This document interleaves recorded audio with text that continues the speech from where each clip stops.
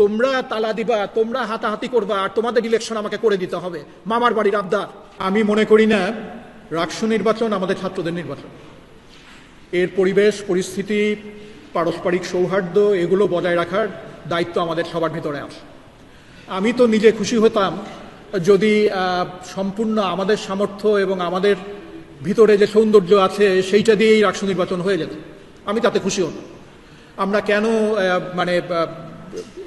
দুর্ভাগ্যজনক এটা আমাদের জন্য যে আমাদের অনেক কিছু চিন্তা করতে হয়। আমি পার্সোনালি মনে করি না এই ধরনের নির্বাচনে সেনাবাহিনী পর্যন্ত যাওয়াটাই একটা মস্ত বড় ব্যর্থতার পরিচয়, আমার ব্যক্তিগত অভিমত এটা। এবং আমি যতদূর মনে করি যে এই ধরনের ছাত্র সংসদ নির্বাচনে যদি সেনাবাহিনী পর্যন্ত চলে আসে তাহলে এইটা আমাদের ছাত্র সমাজ সহ আমাদের সবার জন্যই একটা কষ্টকর ব্যাপার।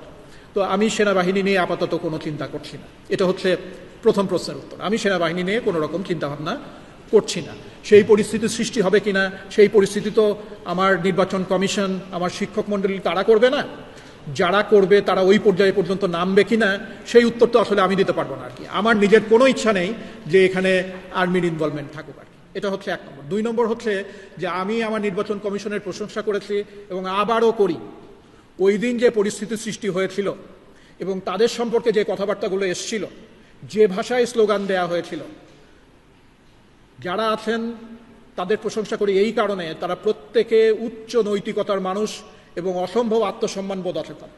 শুধুমাত্র এই বিশ্ববিদ্যালয় এবং ছাত্রছাত্রীদের কথা চিন্তা করেই ওনারা দায়িত্ব ছেড়ে দেননি। এটাই ছাত্রছাত্রীদের পরম পাওয়া। কিছু শিক্ষক আছেন এই জঘন্য কথাবার্তা এবং জঘন্য পরিস্থিতি সৃষ্টি করার পরেও এই জায়গা থেকে পিছিয়ে যাচ্ছে না। আমাদেরও সুযোগ ছিল, তোমরা তালা দিবা, তোমরা হাতাহাতি করবা, আর তোমাদের ইলেকশন আমাকে করে দিতে হবে, মামার বাড়ির আবদার। যদি ছাত্র সুলভ আচরণ নিয়ম কানুনের ভিতরে তোমরা থাকতে না পারো, তোমরা নিজেদের রাকসুর অযোগ্য বলে প্রমাণ করছো। এই তোমাদের যোগ্যতার পরিচয় তোমরা দেবে না, আমি সালেহ হাসান নাকি দেবো নাকি তোমাদের? ছাত্রদের দায়িত্ব নিতে হবে। প্রক্টোরিয়াল বডি কখনো ছিল কখনো ছিল না, তারা এক মুহূর্ত চুপ করে থাকে। সব সময় কাজ করেছে এবং কাজ করেছে, সংযম দেখিয়েছে, কোনো ড্রাস্টিক ব্যবস্থা নেয়নি বলেই আজকে আমরা এই জায়গায় আসি। কাজে আমি মনে করি না তাদের তরফ থেকে কোনো সমস্যা ছিল। যাদের সমস্যা ছিল আলাপটা তাদেরকে নিয়ে করা উচিত।